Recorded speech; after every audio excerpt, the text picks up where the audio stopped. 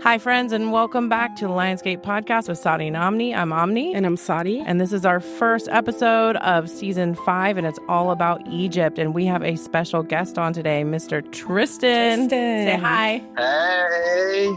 I am super excited and honored that you guys would involve me. We're so excited. It's great energy, and he's an artist. He does commission work, and he has a portfolio. And what's the best way to people contact you to check out your art or commission you for some art? Probably social media, just because you can scroll through all of my videos and see what I do. Locally, I make house calls. I do art consultations, so I kind of read the vibe and the previous decor and the aesthetics of the place that needs art, and I absorb the lines and shapes and then build a custom painting or piece of art that goes with everything, that matches your coffee table, that speaks to the person that lives there, feels like it's always been there. Yeah, you match their spirit. Yeah, exactly. Recently, I've done some cool astrology paintings where I do a small birth chart reading of the client and try to incorporate that into the painting. I've seen some of those pieces. They're so cool. You guys got to check them out for sure. And you've been recently getting into Egypt and research, and we've been talking about it too. So that's why we're having him on, is because he's been translating it with some of his art and also doing research. And we've just been talking about it. And we're like, we have to have you on. Yay. Exciting. Yeah. So I'm going to start off the episode with talking about some new research that was found out about the pyramids in Egypt. So there's these two researchers that use this new equipment, and it's a technology called synthetic aperture radars, which is also known as SAR, and it scans the area using microwave radar. Like LiDAR? Yeah, kind of like that. It's very new. So it's not even published yet because it's such new findings that it has to be peer reviewed. You on that underground stuff. Yeah. So yeah. What this does is it scans the surface textures and it records slight changes in elevation, surfaces, anomalies, tunnels, chambers, buried walls, all of that. So you can see underground. And the reason why it's not published quite yet is because it has to be peer reviewed, which means you compile all your research and you bring it to a board meeting with a bunch of different peers that do the same thing. And they have to read your research and basically agree on it. And then they have to do more research based off of your research. And there has to be funding. So what did they find, though? So their theory is that there is an underground city underneath the pyramids in Egypt. And it's pretty compelling. Totally possible. Totally possible. Pyramid itself would be the roof. Mm-hmm. Yeah, and I've always had a theory that pyramids were batteries. And I think you shared that too, right? Yeah, that goes into my hypothesis for sure. At least a machine of some sorts. And the reason that this idea started, was primarily because what historians and archaeologists are saying in modern day Egypt is not correct. They were not tombs. There's no sarcophagi or any pharaohs buried there. Mm-hmm. So what were they? I have a crazy idea. We love crazy ideas. Come on, let's hear it. All right, so it kind of started from the LiDAR stuff, same kind of experiment where they could see structures underneath the pyramid, and they looked almost like what copper rodding looks like grounding tools for gardening to me. And we also know that the Nile River ran closer to the pyramid back then, if not underneath it. Yeah. And then I also stumbled across this video. I tried to find it before this podcast just so I could recap, but I couldn't find it. It's probably taken down. I removed down. Yep. Yeah. Sure. But it had nothing to do with pyramids at all. And that's what we do, right? We find knowledge over here, and then we plug it in with what we know over here from this thing, and we create our own hypothesis. Right. So this YouTube video that I saw was about these German scientists who were studying this weird type of gold. And I want to say that it's colloidal gold, but I could be completely wrong on that. But it was this weird malleable type of gold. And they were heating it on a hot plate to see what its melting point was, just like basic science. And when it reached a certain temperature, it disappeared. What the fuck? Yeah. They were shocked, but it was more like, okay, we superheated it somehow too fast and it evaporated. Yeah, that was my first thought. Yeah. It evaporated. So they were collecting some more of this gold as the hot plate was lowering in temperature, and they were going to just redo the whole experiment and go way slower and see where that point in temperature was that it evaporated or whatever. And as the plate is cooling off, it reappeared. What the fuck? Yeah, so they started doing all this other research, and some other scientists got involved. It was one of those videos where you're watching it and you can comprehend it, but you can't relate it because I'm not a scientist. Right. I understand these terms, kind of. Yeah. So they found dust particles that were coming back with it and somehow linked it to the Orion's Belt star system. This is so crazy. This is. Here's where I started plugging in my own other findings. And I was like, okay, wait, we know that back in the day, the pyramid had a gold cap on it. Mm-hmm. All right. So I'm wondering if all the structures that they found underneath were harnessing the Earth's magnetic energy. All right.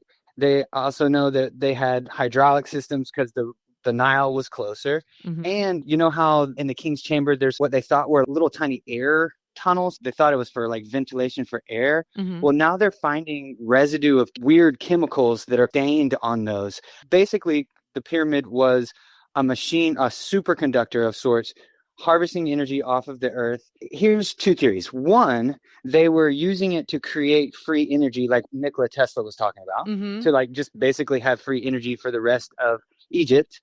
Or two, because we know that the pyramids are lined up with the Orion star belt, maybe it was a teleportation device. That's what I was thinking. And now I watched that video about the gold literally disappearing and reappearing. Maybe that was a teleportation device. Here's where it gets deeper. So as I've been drawn towards Egyptian deities and studying more of this, and I can get into why I feel drawn to that, and you've helped me a lot with that, Omni, but I started studying their deities and stuff. Osiris is Orion. This is where it gets wild. I'm like, it's already wild, man. Like, Yeah. So we know that the pyramids are lined up with the Orion star system, which a lot of people are in debate about that because it doesn't line up perfectly. But if you scoop back in 10,500 BC, they did match up perfectly to Orion's belt. It's true. And then in 2,500 BC, the southern shaft of the King's Chamber would have perfectly aligned up with Orion's belt. So what if the little tube was what launched your freaking soul to the star system? holy shit. I don't mean to interrupt you, but that's exactly what I have found through my meditations and psychedelic journeys. Ooh. I was told there are frequency centers and they communicate with the divine and home stars and stuff like that. So I don't think the Egyptians were just building pyramids. I think they were building portals. Yes. I do too. Yeah, that's exactly what I've been told. You said two things that I want to add to. A lot of people think that, okay, obviously these ancient civilizations were far beyond what we understand in technology, and it was in a different direction. Yes, we are advanced in the technological age that we are in, but they were advanced and it coincided perfectly with their spiritualism. They never lost that. Like it was all wrapped into their spiritualism. And there's two theories here. One, obviously, we can get into the Anunnaki and starseeds and beings from other planets that came down and showed them this stuff. Or they had quite the bit of psychedelic pharmaceuticals. Yeah. Like the White Lotus, access to DMT, all sorts of mushrooms. And they took these inner quests and were told by these light beings these ways of frequency and all that stuff.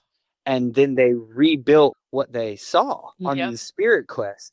Speaking of frequencies, I think that's how they built them too. So we know now because of quantum mechanics that everything is vibrating on a frequency. Everything on a molecular level, on an atomic level, is got its own sound, right? It's all vibrating, everything. Even the vast distance of space between me here in Alabama and y'all out that way. You know what I'm saying? Like everything, all of it is vibrating. And modern science has showed now that if you can match that frequency and sustain it, like say you know the frequency of the limestone that they built the pyramids with, and they could project that sound at that stone long enough, the actual energetic signature or torus field of the stone would vibrate enough to eventually levitate, and they pushed it into place. We did a whole episode on frequencies and talked about how the stones and how the hell did they get moved from that far away. In every ancient culture that has these 100-ton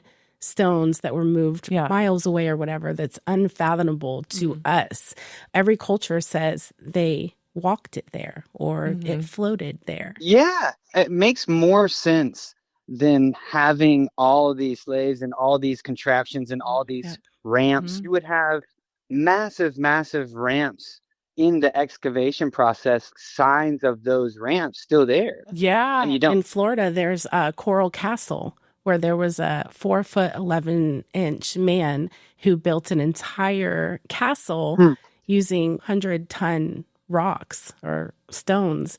And he did it by himself. And he said that he figured out how the Egyptians did it. And it was frequency. Oh, shit. And he would work at night. And he was like maybe 90 pounds, less than 5 feet tall. And he did it all by himself. I actually saw that. And some of them are super carved and elaborate and crazy, beautiful looking. I think there's 10-ton doorway that you can push with one finger and it opens and closes just beautifully. Yeah. Here's what's crazy is all of these ancient civilizations are doing this. They're all doing it. In Machu Picchu, it's even in the United States, we've got these massive mounds. In Honduras, they're finding all the pyramids with the LiDAR stuff. In Malaysia, like how did they build those? So I think they either had some sort of technology that could resonate and produce a frequency that they could dial into, right?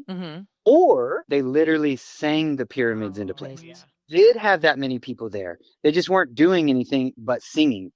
And they all were able to hit a note, and they all held the note long enough. And when you got tired, other people stepped in and started singing in that note, and they pushed it into place. Dude. And just to tap back into the energy that you were talking about earlier with the Egyptians, they were thinking about astrology and frequencies and building these elaborate temples and pyramids and things like that. And they were thousands of years ahead of anywhere else. Yeah, and there's hieroglyphics of spaceships on the wall and stuff. And even mushrooms are on the walls at some of the temples. Yeah, you've got stuff like Göbekli Tepe in Turkey, and they've got carvings of semen. What? Yeah, like how the fuck did they do that? Like, wait a minute. You know, like how did they know? How did they know without a microscope, without any of that? How did they know? Back in the day, there was no disconnection between spiritualism and day-to-day life. It was integrated. We are disconnected now. There was no disconnect between your spiritual life. Yeah, it was a way of life. Yep. So it was probably way more common and way less frowned upon, and definitely not illegal, to take spirit quests, to take these journeys through yourself and enlightenment, and then see these beings of enlightenment, and then come back here to reality and have knowledge and do the things that they were doing. Here's what's really interesting about the whole thing. In Egyptian pantheon, all of their deities, right? So Orion is Osiris, okay? And they called that constellation Sahu, which was Orion. And they believed that when the pharaohs died, they could either go see and be with Osiris in the Duat, in the land of the dead, or they could actually become an Osiris. And there's certain texts, certain hieroglyphs that clearly depict that Egyptians believed that these dead kings, these dead pharaohs, went to Orion's belt. Pyramids are literally lined up with a deity's belt, and they believed that the pharaohs went there when they died. So that kind of confirmed, okay, maybe the pyramid, what they were building was a teleportation device, a light speed device to get there. They buried pharaohs with gold too. And what if that malleable gold helped them transport? Yeah. Dude. And they also believed that the soul was actually inside of the heart, and they took all that out. And they had the heart. Maybe all they had to do was put the heart of the king in that little tiny chamber that lined up with Osiris's belt, and all that, and then collected energy from the earth, hyperconducted the freaking energy in the middle, the open area of the pyramid. Beam him up, Scotty. Yeah. Yeah, beam him up. That's so cool. Yeah. There's so many dots being connected right now. So that is my hypothesis on what the actual pyramid is doing. And I believe that the frequency thing, sound is how they were built. What's really wild is Osiris and Orion is a warrior, right? Orion he's got the bow and arrow, right? Then you scoot over to Africa and you've got the Dogon tribe, and they believed in star beings called the Nomu. And they came to them and gave them all this knowledge about Sirius B, a dwarf star that imploded on itself. And somehow they knew about that. Yeah. Not only that they knew that it imploded, they had knowledge, this tribe, this non-technological, super low advanced tribe had knowledge somehow of our own solar system way before we did in the 60s or whatever, and they talked about these Nomu people, these star beings that came and gave them this knowledge and basically explained like quantum mechanics and how gravity works and all that stuff. And the story goes basically that their star system was attacked by a hunter, by a warrior, and Orion literally is aiming at that star system with a bow and arrow. That's wild. Yep. So I believe that there are multiple of these star people, obviously, like the whole star seed theory, and some come here, some go there. In Polynesian culture, their new year starts when the Palladian star system comes back into the sky. They believe that that's where they came from. Yeah. In Aboriginal stuff, like in Australia, the Aboriginal people, they have a similar creation story, like 7 sisters of the 7 stars carved rivers who created humanity. And then they ran away back into the sky, escaping a hunter, escaping a warrior. The Hopi Native Americans here, they had legends about star peoples coming from the same constellation. They helped them survive like this crazy cataclysmic event, which is probably the Younger Dryas time period or whatever. And they gave them knowledge to survive underground. The Cherokee Native Americans, they believed that they were actually created by the Palladians. And their legends say that these beings rode a sound wave through a doorway between worlds, and they literally created the Cherokee people to guard that doorway. I've not heard that. I'm connecting so many dots. I'm so sorry. Yeah, we're talking about the same stuff happening all over the globe, which raises a question. The question is, okay, did these deities or multiple deities or star people or whatever go to multiple continents, right, and share the same knowledge? Or more likely, which is kind of radical, maybe not more likely, but obviously when you look at the map, all the continents kind of fit together. We know that Pangea existed. So if Pangea did exist and all these people were together and aware that there are substances growing out of the earth that can elevate you like DMT into the spirit realm, and then maybe in one of the cataclysmic events or consciousness source, God itself ripped it apart, maybe the continents shifted way faster. Not over millions of years, but way faster. So the stories of their grandfathers still were fresh. And that's how they were passed down. Yeah. And personally, being a deep skeptic and being a believer of all, I live at the bottom of the rabbit hole underneath the deep end of the globe. So I look at it factually, though. If all these cultures were seeing the same thing, something factual had to have been happening. Every culture has a dragon. That means that there was something. And yes, it was probably dinosaurs, but the word dinosaur didn't exist until like 1843 or something like that. So maybe it was dinosaurs. Yeah. In Chinese culture, all the zodiac animals are real animals except for supposedly the dragon. Yeah. So why is that? All the cultures had a dragon. Almost all the cultures had some sort of Yeti or abominable snowman or Sasquatch or Bigfoot, or like down here in the South, the Native Americans called it skunk ape. Almost all of them had this humanoid hairy person. That means that thing existed. Yeah. If that many cultures are seeing it, then yes. So that means they all had to have had similar knowledge. The farther you dig into this, almost all of them have some sort of story about beings from stars coming here. There's a theory about the Grand Canyon that there was a pyramid in the Grand Canyon and it just like vibrated out of existence. They probably That's what I was gold thinking, on like, it. right? It was probably encased in that gold. And that's why there's a big hole. Yeah. And there are parts of the Grand Canyon that are sectioned off from public. You cannot go. They're restricted. Massive parts, huge parts. I think we're only allowed to see 10% Yeah. of it. What's going on? Yeah. Area 52. Yeah, why? If it's just some natural geographical location, oh, it's too dangerous. Like, come on. If people are allowed to hike Mount Everest, Right. That's true. something else is happening there. That's what this whole last year has been about, is asking the questions from the narrative of why you would hide stuff. Like, why would you take these certain books out of the Bible? Mhm. Why would you ban all these other books? Why were certain books Mhm. burned? It's control. Exactly. It's fear. Yeah, it's a narrative of the people that want to control. And that's why I have Like I that. have my issues with Christianity, because I feel like they took a lot of the Egyptian belief system and they absorbed it and made it man-made to control. Yeah. Absolutely. They wanted a faith that everybody could relate to. So they kept what was familiar and then reframed it. Mhm. And then instead of That's right. all the deities, they combined it into one source. And they focused on one God with a bunch of faces like Father, Son, Spirit. And they kept in the light versus dark and life after death. Where's mom at? Right. If you break it down, there's a lot of that within the Christian. Isis is Yes. considered a motherly figure in Egyptian culture. Right. And you can see it like Isis and Horus Yeah. became Mary and Jesus.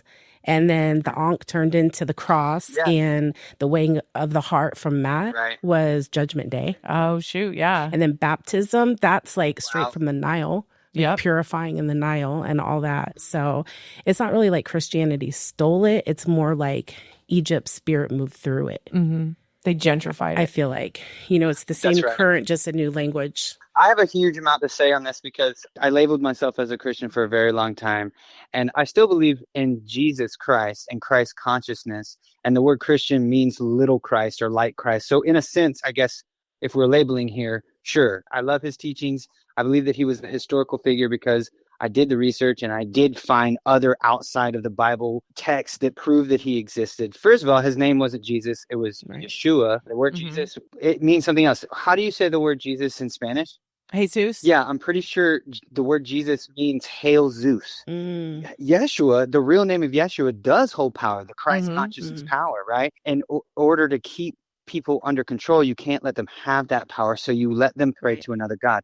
In the Bible, God admits that there is other gods. No, yeah, I've noticed that. How could he be jealous of no other gods that exist? So when they redid everything and they said, we can't let them know that his name is Yeshua, we need to do something else. So let's let them pray to Zeus. Oh, a shit. different I god. never even fucking thought about that before. You talk about the power of words, right, Tristan? And Big time. you do spells and stuff in the Egyptian tongue. Correct. I've been teaching myself, which is extremely difficult because no one speaks it anymore.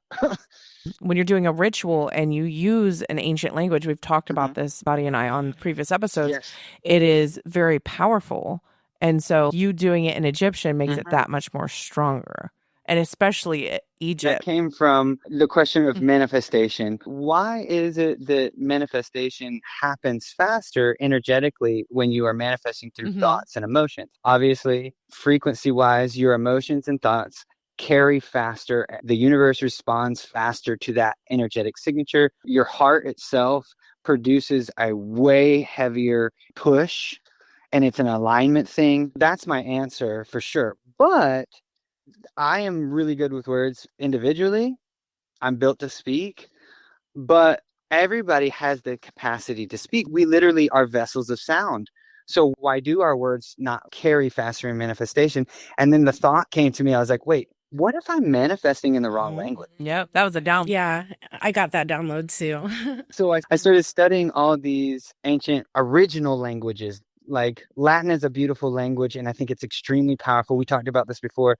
And I think it's a powerful tool and spells and manifestation because during those times when it was commonly spoken, there was a huge amount of people practicing magic. So those sound frequencies are tied to magic itself. But I think original root languages are super powerful as well. And out of the ones that exist, Egyptian spoke to me the most. When I heard that you were doing your spells in Egyptian language, I was like, why the fuck didn't I think about that before? I was so excited about that. It's really hard. First of all, there's no conjunctions. There's no ands, buts, does. They say what they say. Yeah. And I was also studying the whole theory about the pyramids being built on frequencies and their culture having a lot to do with frequencies. So, like, what if I say the word tree in Egyptian and I'm actually saying the frequency of holy shit tree, which is the word Nahit. Neh, Nahit. Yeah, so I have a very rudimentary level of ancient Egyptian, and I use it in some of my spell work, and I also use it mostly practicing affirmations. Yeah, in the morning, instead of immediately getting on my phone, which sets the bar for my dopamine, I sit there for a minute with my coffee and speak Egyptian over my coffee, because here's another rabbit hole. We talked about this in a previous episode. Yeah. Water is imprintable, and then it seeps into your molecular structure because it turns into a crystalline jelly thing that's like H3O and can seep into your DNA, and you can rewrite yourself. Okay, for example, when I said the word water, I had already been practicing what I call like water manipulation, basically, for about a year, especially in the shower. That's crazy. I do that too. Or whatever the sound of it. And you absorb about 0.07 liters of water in a 20-minute shower. Really? What about a bath, I wonder? Yeah, you're getting water inside your body just by absorbing it in the shower. So I had already been speaking to the water in the shower and over myself.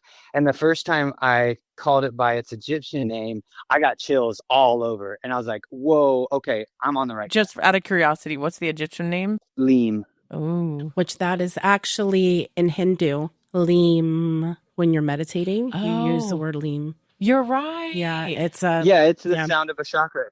Okay, so air is Om. Yep. In Egyptian? Yeah. Are you serious? In Egyptian, yeah. It all ties in. It's all connected. And that's why I feel like when I do my psychedelic journeys, there's always a point in my trip where I'll have closed eye visuals and I'll see hieroglyphics. I will see things that pull me more towards Egypt. Yeah. And I definitely feel like a lot of our souls are tied into that, to that sacred structure. Do you think that that is because of remembering a past life that was Egyptian, or do you think it's because you are actually in touch with your spirit team and have Egyptian deities? I think it could be both. Yeah. I can go down rabbit holes with this question and answer. Yeah. But I feel like we are all these ancient cultures that were tapped into the frequencies and the mandalas and all of these things. Yeah, it's still within our soul code.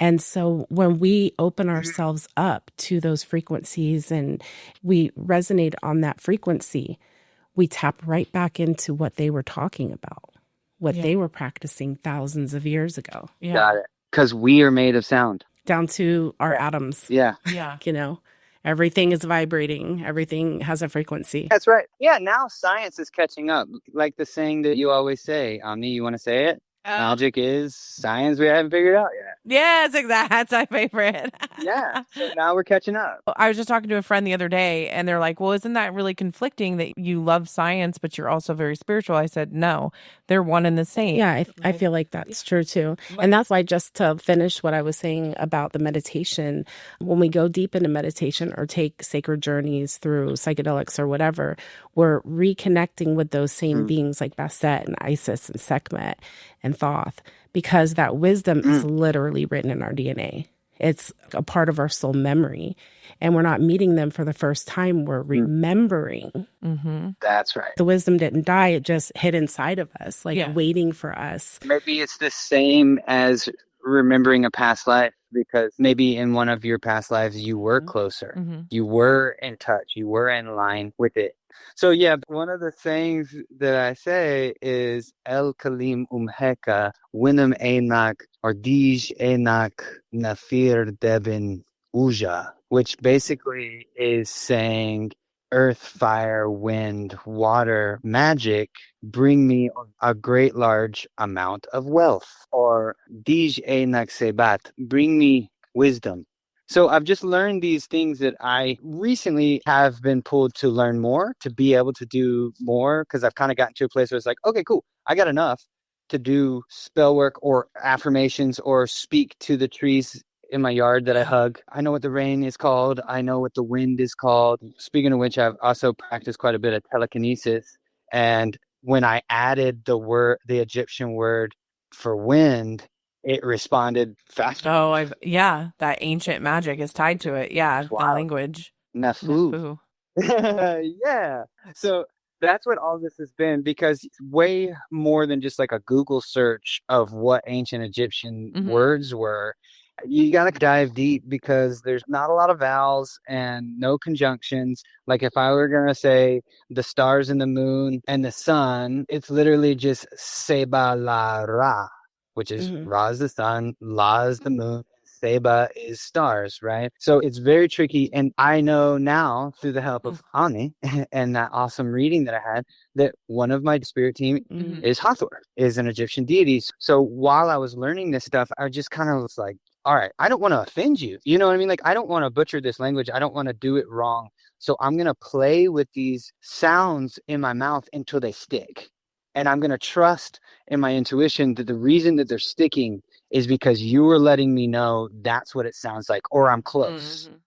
And now I've done it so much that it's become fluid. I'm like, oh, wait, yeah, that's how you say that. I love that. I mean, we're talking about a language that doesn't exist anymore. Same with Sumerian and Akkadian. Well, Akkadian is an adapted version of Sumerian because they came after. The Akkadians took over the Sumerians, but nobody speaks that anymore. That language has power too. I also think that the Hebrew language has power. Too. First of all the Hebrew language has numerology tied to it. And they did these studies where the actual cymatics, like if you put water on a speaker or sand on a speaker and then said ancient Hebrew in ancient Hebrew dialect, it actually makes the glyphs that they represent. Dude, we talked about that in our episode. But we were just talking about it with vibration. Yeah. Like certain frequencies. Yeah. One more interesting, cool fact that I was going to say about the pyramids themselves is there are people, mostly people who are tapped in and woke the fuck up, but there are people who experience time dilation around the pyramids. Time is moving slower for them around the pyramids. And I do think that it is due to the massive amount of weight that the pyramids are, like 20 million tons, whatever it is, and MC squared or whatever, like mass and time and space, they affect each other. And I think that the pyramids themselves are so heavy that they actually weigh down time itself. So they could be a teleportation device to Orion's belt. That all makes sense. We connected those dots. But it also could be something to do with time. What is time? Time is literally the construct that society has slapped on the so-called linear movement of our existence. The past only exists in our memory, and the future only exists in our imagination. All we have is right now. The future is completely 100% malleable. Time doesn't exist. That's what I was going to say. Time doesn't exist. Yeah, time doesn't exist, but space definitely does. So I think that it could have to do with that as well. Yeah, I was just thinking about the Emerald Tablets too. Have you ever read that? I haven't read the whole thing, but I have started diving into it. So the Tablets of Thoth talks about sky time. He calls the time above and the time below. It's one of the most mythical parts of the whole thing. Interesting. It just resonated with me when you were talking about that. Oh, wow. He explains that there's two kinds of time, like how we experience life, and then the sky time of the soul, like the infinite cycle, not ruled by clocks. So I feel like that ties in. Yeah. It's not a linear movement. Yeah. So time is in the movement of consciousness, not the motion of the sun. So I think there's a part in it where it says, like, in time, thou shalt lose all sense of time. It's like a quote from that.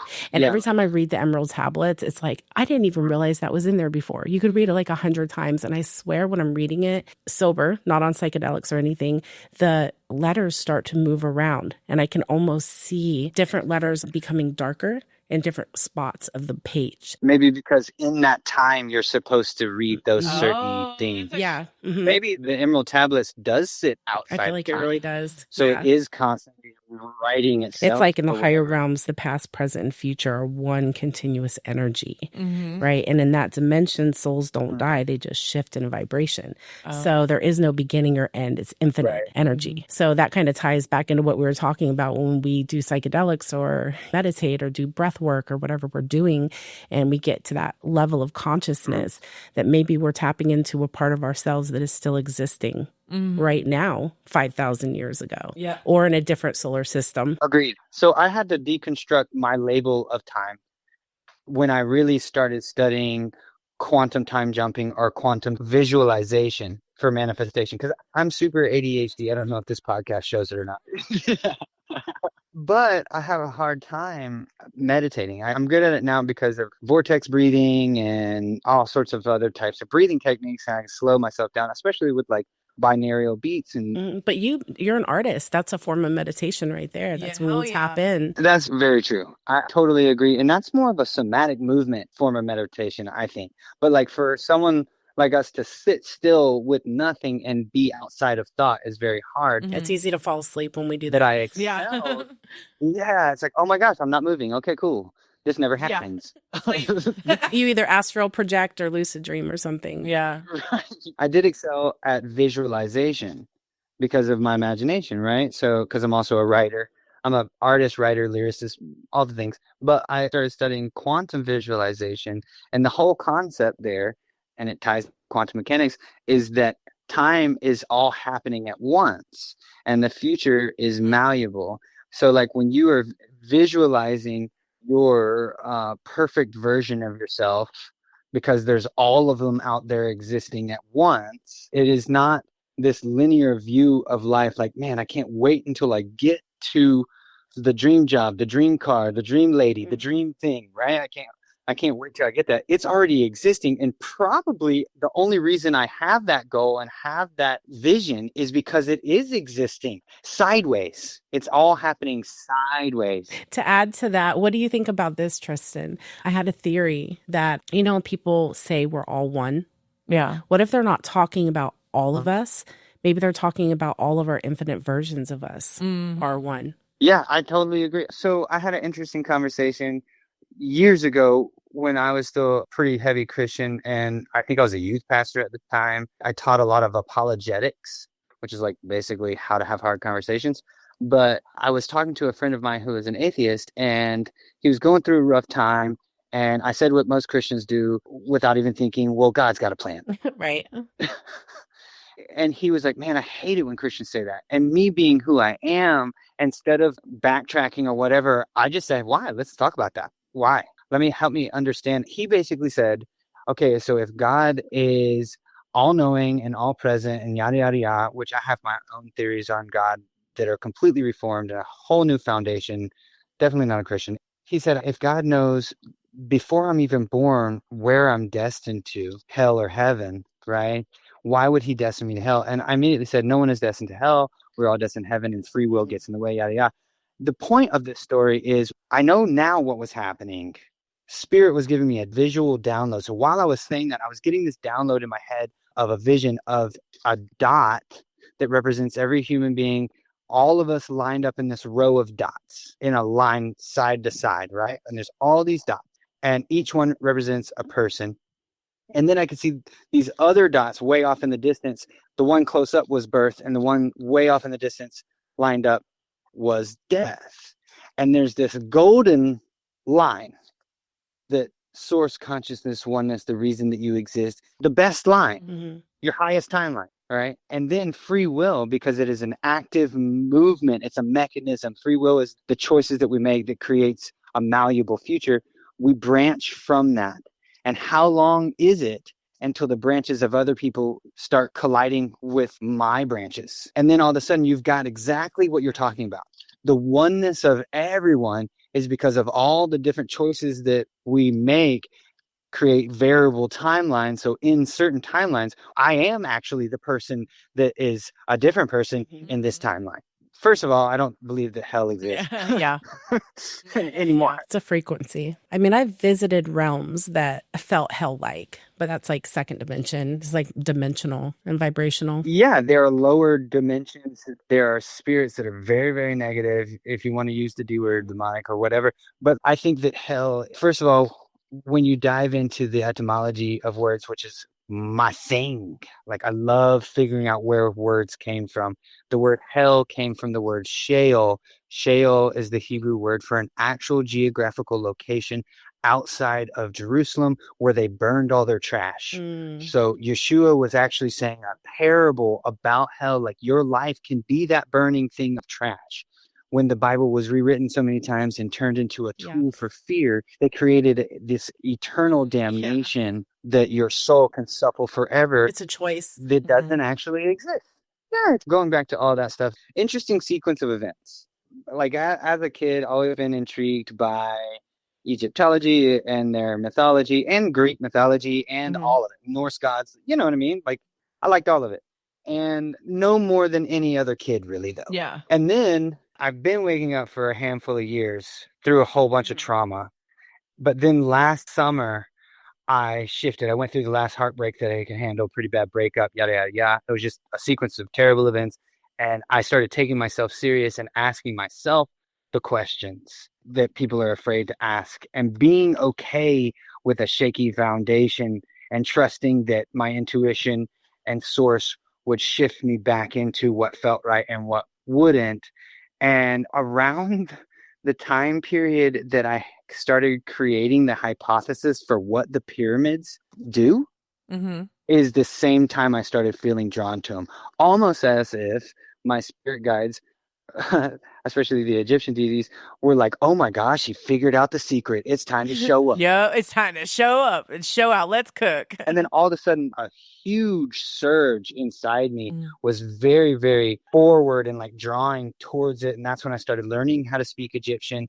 And not long after that, you and I, Omni, we connected completely randomly on Facebook and had that super long conversation about it. And then not long after that, we had a reading about my past lives and all the karmic cycles that I've recently broken and all that. And it just confirmed, I think 100% at some point in one of my past lives, I was Egyptian. I can see that. And a lot of what I've come to know is that when you have a spirit guide that's a part of your spiritual team, they're a part of your spiritual team because they're connected to you in some way.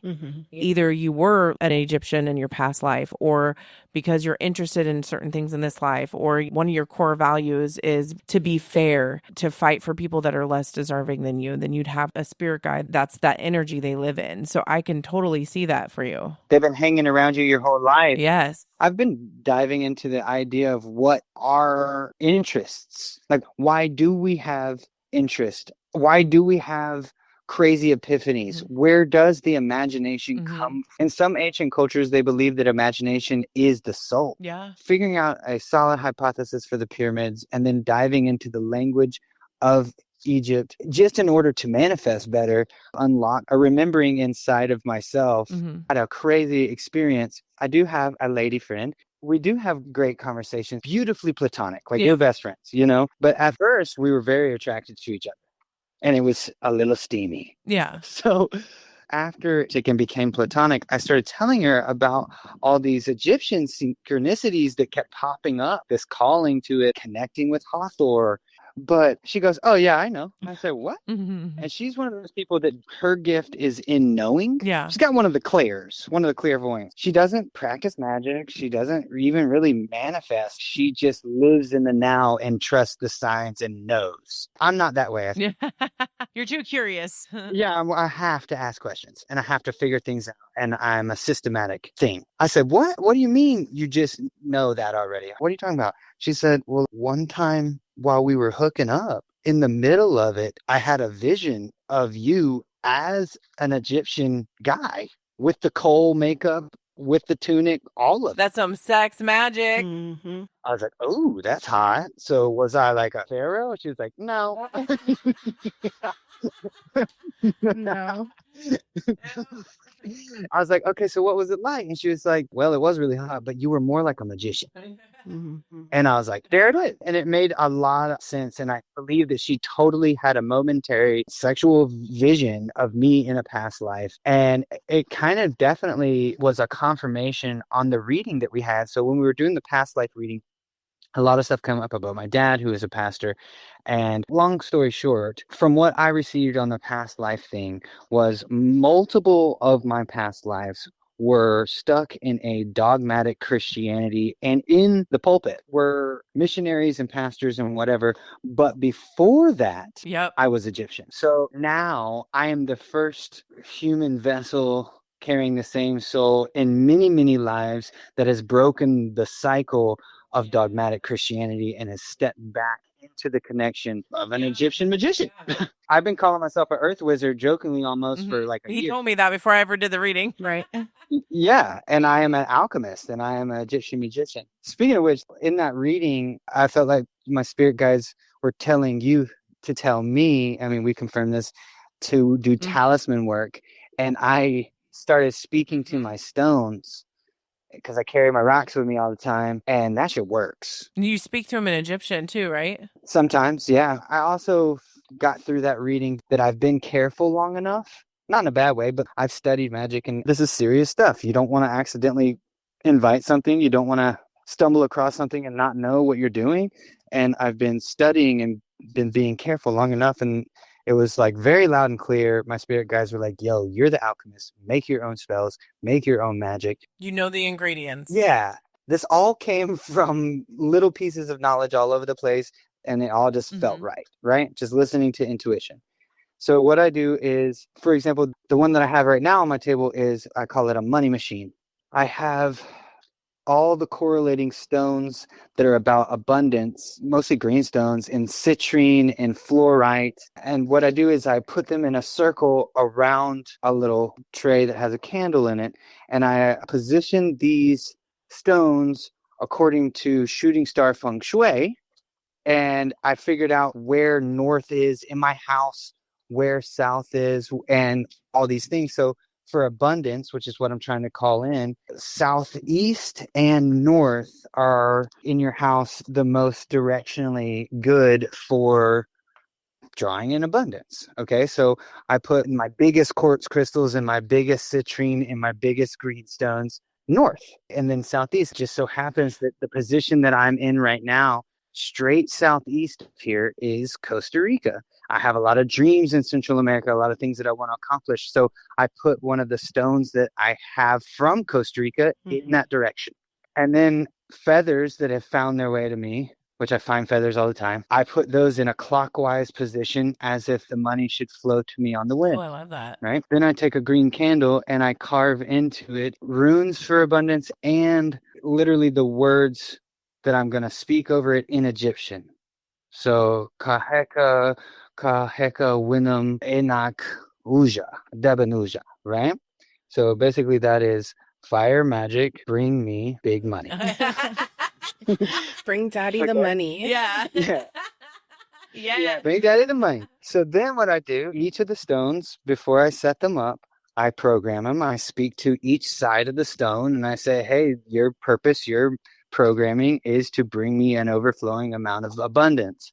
And then I set them in their positions. I light the candle and then I speak to the candle. And now I've been adding the word sachem in between. So it's more like kahecha sachem eatecha. So basically fire magic, power up the stone magic to bring me money. Oh, okay. Then I speak to it in Egyptian and I let it do its thing. Yeah. You're manifesting. Yeah. You're an alchemist. Yeah, crystal grid work too, using the elements. But I did think it would be really neat to also incorporate some water because water is imprintable. So have the whole message written under a glass bowl that you can either drink later or pour it over your favorite trees. Yeah, water your plants with them. Plant the spell under a tree. Yeah. Root system. Exactly. I've got a buddy who's a jeweler and makes badass jewelry, and he's also into this kind of thing. And I'm working with him currently to figure out how to make coffee mugs out of precious stones. That's cool. That have a sliding glass tray underneath it that you can put different notes in. I charge it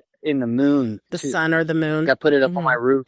Yeah, because going back to Egypt, that's what they did. They did the temple rituals. So every sunrise and sunset, they awaken the gods with sound and incense and offerings and all that stuff. And through the day, they do meditation and breath work and dream work and played with sound vibration, Heka. Yeah. That's what you're doing. You're doing Heka.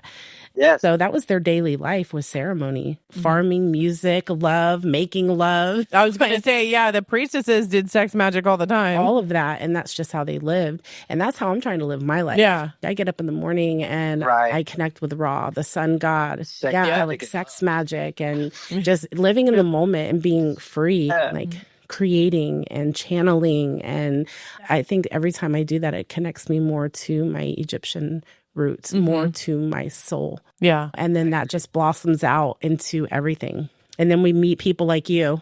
It's going back to the full integration of your spiritual. Yeah, exactly. Yeah. And not this separated day-to-day life, which is easy to fall into the 3D, but like this full integration of the way they did it back then was a spiritual way of living that was integrated into every movement that they did. That was the natural. That was the norm. And it's like a tantric lifestyle. Not just about sex. It's about the way you move with the world. Yeah, it's intention. That's right. Okay, one more thing about Egyptians. Who were they? They were not who they are now. The people of Egypt were the Kemets, or the Kemetu. And the word Kemet, the archaeologists and the historians of modern day Egypt tried to play that word off as black soil. But there is no real black soil in Egypt, so that doesn't make sense. The word Kemetu, or Kemet, the kingdom of Kemet, is the people of black faces. These were the Sudanese Nialic people. And when they were first conquered by the Assyrians, they started migrating south into lower Africa, into Sudan. Yeah. The genetic markers in the DNA chain code, they were the pharaohs. It is not modern day Egyptian. Yeah, the Sudan, Ethiopia, Libya, all that. They're Arabs. The last people that conquered Egypt were the Arabians, the Ottoman Empire, the Arabs. And they are the ones that rule Egypt now. And that is why we have so much trouble figuring out what happened, because they want to control that history and claim that they built it all. Yeah. They did it all. So that is why this stuff is just now coming out. That is why we're just now figuring out, because it's the wrong names. The name Egypt wasn't even what it was called. It was Teseki. That was the name. It was the Kush kingdom. It was the Kemetic kingdom. These were the same people. Interesting thoughts. My connection with the Egypt that I've felt is the name of our podcast is Lionsgate. I always try to manifest on Lionsgate, but this year I really tried to tap in and said you feel like the pyramids, they were building portals, and the Lionsgate portal is a huge portal, and we go over that in our season finale of last season. But I really connected with Isis, and it was so synchronistic because I met Tristan right when I'm connecting with Isis, and then he discovers that Hathor's on his spiritual team. And my main spirit guide is Basset. Yeah, and so I was just like, oh shit, this is all. And around the same time that you two were having that interaction, I was reconnecting with Sekhmet. Oh yeah, I forgot about that. That's wild, because Hathor becomes Sekhmet. When Ra got real mad at the people and sent Hathor down to wreak havoc, and she turned into the badass lion Sekhmet and destroyed. So they are one and the same. Like, it's a duality. Right. And I love that story too, because they talk about that she hated humanity, and she went on a killing spree, and she was just killing all the humans that she was in contact with because she was fucking pissed. And they said that they tricked her and they added red dye to her beer to make her think that it was blood because she was bloodthirsty. But what I really truly think is, I don't think that was beer. I'm pretty sure that was ayahuasca or some form of psychedelic. Maybe, yeah. That made her connect with humanity in a way that she could love us. Yeah. Because I know that I had a DMT trip that made me see things from my children's perspective. Yeah. From newborn all the way until they were adults. And Sekhmet was with me during that journey. And I feel like I became her. That's so cool. It just makes me believe that under altered states of consciousness, you can see things from different perspectives. Mm-hmm. And I honestly believe that's part of that story, that's what they did for her. Yeah. It was a gift. There's some lore on Isis that she knows the secret names to the gods, which basically makes her the keeper of hidden knowledge. Ooh. She is cross cultures too, because she's known in Rome, Greece, and most of the Mediterranean. She's been inspiring enough to where they take on her attributes and apply them to Demeter and stuff in different cultures. And she's known as the master of magical arts and protection spells. Cool. And it's kind of crazy because you talked about earlier, you touched base on Cherokee. I connected these dots where you were talking about how Cherokees were said to be the protectors of this doorway. Yeah. And they're connected to Pleiadians. Isis is connected with Pleiadians, and she's known as the protector of magical arts. And so I thought that was a cool connection, a full circle. Yeah, and when I found out that they rode down on a sound wave, I was like, yeah, that's it. That was that portal. Yep, that was that portal. Yeah. Another weird thing that I'm looking into now is I don't have the mathematical skills to do this, but discovering all these other pyramids, like that they're just now discovering all over. It would make sense to me if the pyramids in Giza are lined up with Orion. I wonder what these other pyramids, if any, are lined up with other stars. Okay, that's an interesting question. And then if it is used to teleport to Orion's belt, then that means that those shafts, those shafts that have these weird gas residues in them are not lined up, right? They're pointing straight up. So maybe that's how you get to Orion. But what if you could do the math on these shafts and in an arch, that would be how you get to other pyramids. I'm wondering if the air shafts are angled in the direction of the Mayan pyramids. I think it was the Aborigines. They have this big cliff. It's a wall. And there's a small doorway there. I can't remember what it's called. This is what's coming to my mind. And for thousands of years, they've passed this knowledge down that you sit and meditate in front of it and it portals you to a different dimension. Oh shit. Is a door made of gold? Just spread out all over the world, different stories and mythologies and passed down storytelling about these places that you go and you think about it though, Sadi. We just talked about learning how to channel or become a medium and whatnot, and everybody does it differently. That's why it's hard to explain how you do it. Well, why would this not be any different? Yeah. There's different ways to do it. Different ways to teleport. Basically, everything that we've been told is make-believe and fictional and a superpower is actually fucking real. Right? Yeah. Pretty much all the things that we've been made to believe don't exist, that are just mythology, fairy tales, or whatever, they're actually real. And the reason that we've been made to believe that they're not real is because when we do start believing in them, not only does it give that thing power, but it also unlocks power within ourselves. Yeah. And we're not supposed to do that. Can't control a powerful people. We're not easily controlled that way. Yeah. You have to keep them sick and broken. You have to keep them in fear. Yeah. Have you guys ever seen the movie Stargate? Yeah. I don't think I have. Okay. I've heard of it. I was obsessed with it. I was born in 1986. He's like, duh. Yeah. Okay, so the concept is the raw spirit possessed one of the kids in Egypt, and the pyramid was a conductor. There's this big circle, and they match up all these like Egyptian hieroglyphics. They were decoding it.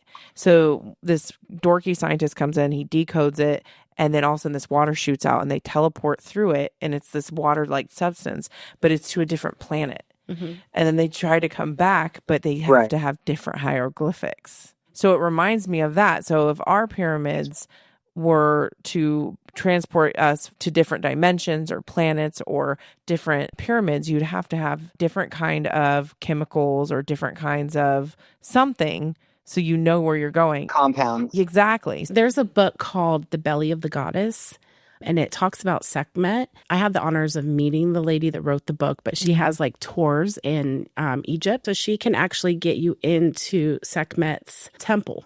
Okay, like tour it. Yeah. And so there are people that say when they go in there, it's dark and the statue is huge. She's like, I don't know, 8 or 9 feet tall, bigger than they thought she would be. Yes. And when they're in there meditating with her, they feel her move. And through the book, there's like a bunch of different people who are saying the same experience. They had it at different times. They didn't even know about this. And they can see her head move. Right. And Omni just sent a video to me of someone who was taking pictures of it, and it was moving and vibrating. I just saw this. It's alive. Yeah. There has just been numerous reports of Sekhmet's statue being alive.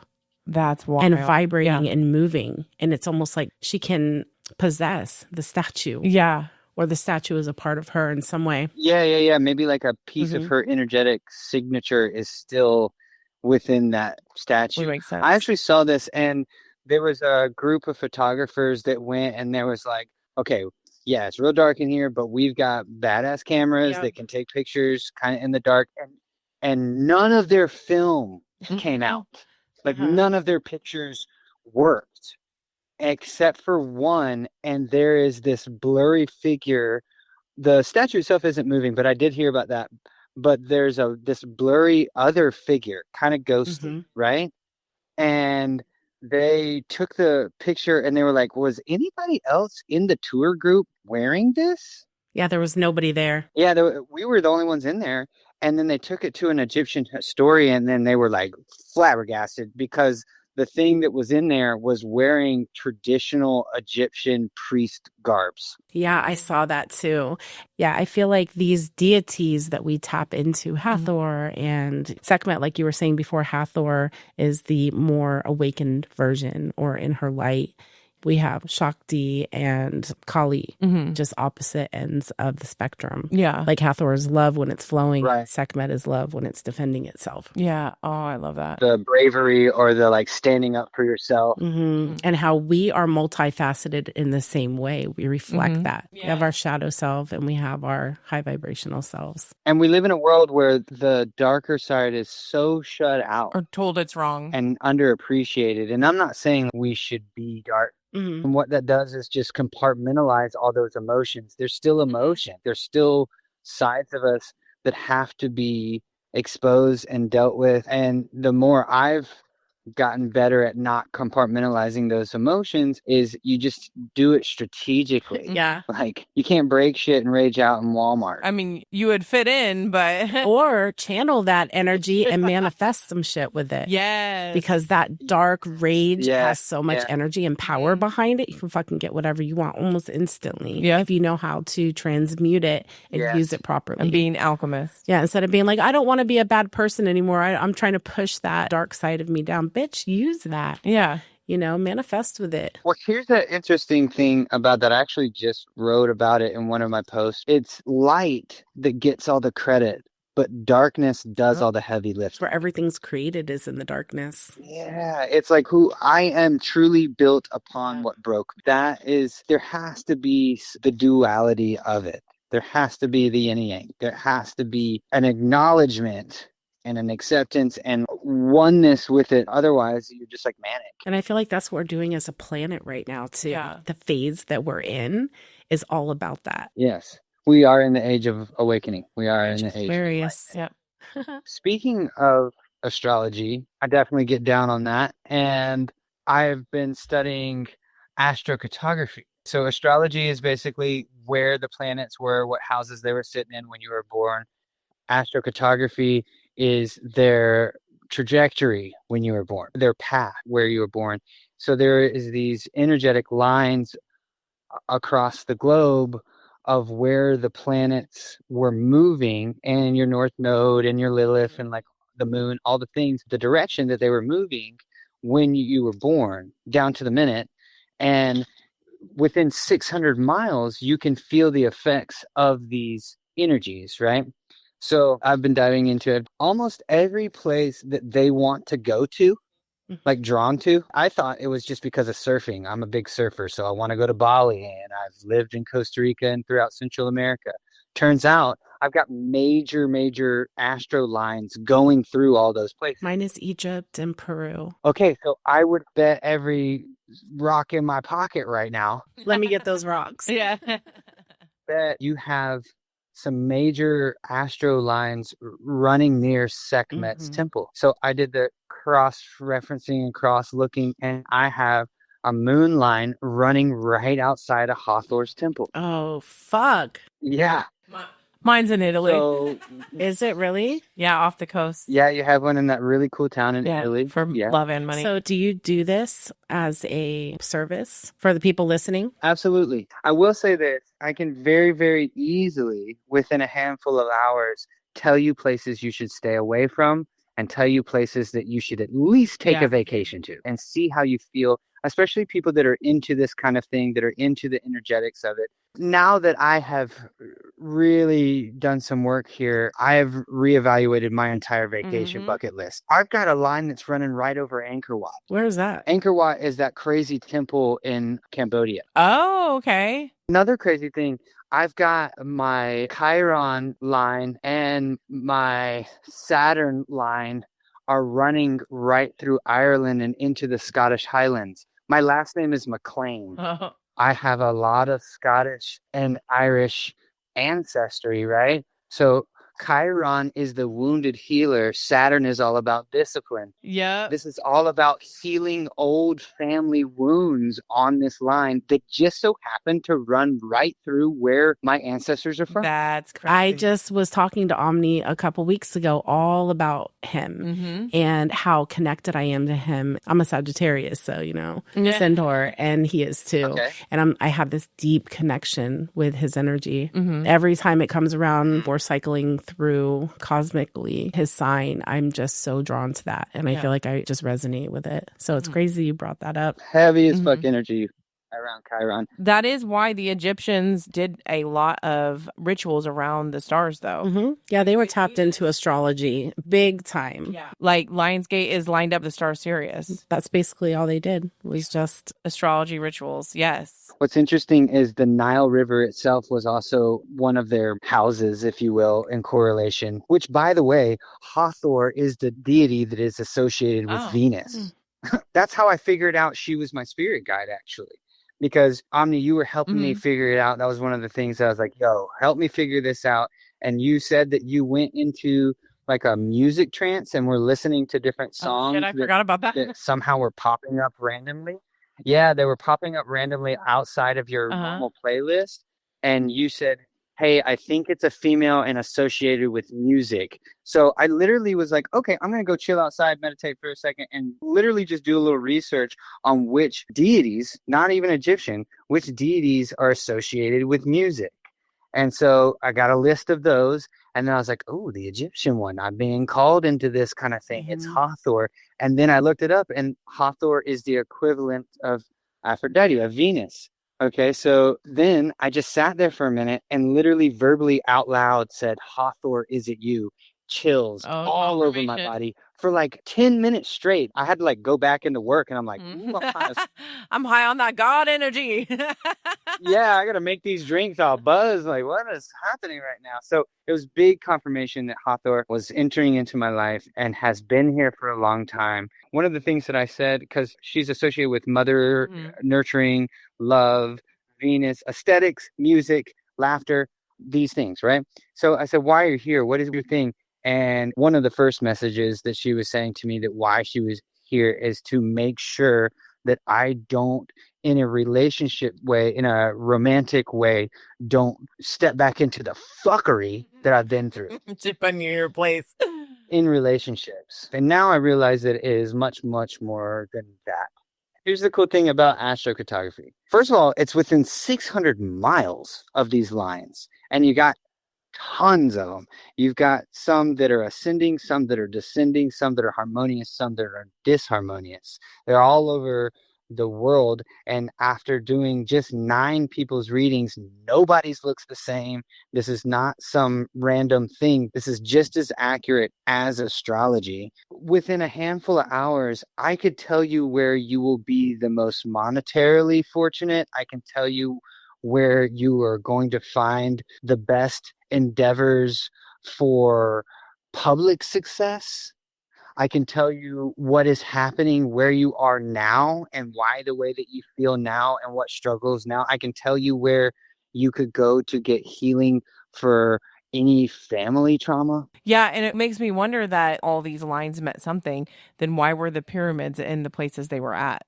100%. They worship the stars, so that would make sense, right? That was the best place, astrotographically, whatever, that would be the best place for that and other pyramids in other parts of the world. So let's look at this logically as an engineering perspective. Wouldn't you spend a massive amount of time before the beginning of the construction on where to put something like this? Like that can't be random. Yeah, well, and especially because they lined up exactly with the stars. So it makes sense that they used astrotography as a form of where to put these pyramids, especially in Egypt, because it lined up to Sirius. Well, it makes sense for me if they were tracking the stars and the movement of the planets as much as we know that they were. Like the Mayan calendar is like extremely accurate. All these ancient civilizations that have pyramids were tracking the movement of celestial bodies as much as they were in tune with astrology. Then they must have known the trajectory in which the path that they went.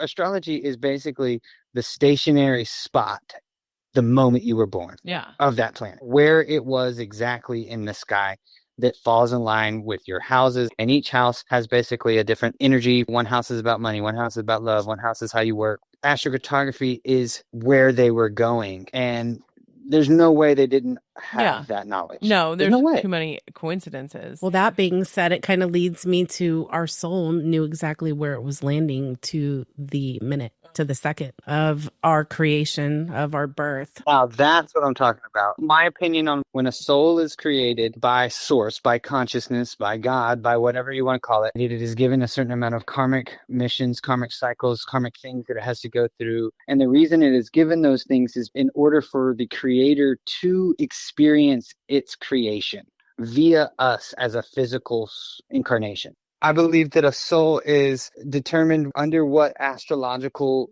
positioning it is to receive those characteristics, and then also what timeline, because we know all timelines are variables and malleable, right? And then the trickiest part is the mathematics of the genetics in which you receive. For example, the mathematical odds that my parents met is like 1 in a freaking billion. And then the mathematical odds that both of their parents met. You see what I'm saying? Going back and forth. So like it's chosen at an exact time to receive the genetic codes from the parenting, the astrological signs, and the timeline. And then maybe even a name. Yeah, right. Like I'm starting to wonder if a soul has a name. Oh, it definitely does. Yeah. Sure. And that's why some people's names resonate with them and Like some me. people's don't. Right. So before we go, Tristan was wanting to share something. I was going to share real quick what I just wrote on my moon jar in Egyptian and Sumerian and Akkadian and Hebrew. So water is imprintable, so I put messages on my water and then go charge it in the moon. And depending on what the moon is doing, I either drink it or pour it on my trees. This one I will be drinking. I'm actually holding it right now. But first I put a money code on it. If you want to know the money code, because I believe in numbers. Code? Yeah. 5207418 was the money code that I received for that one.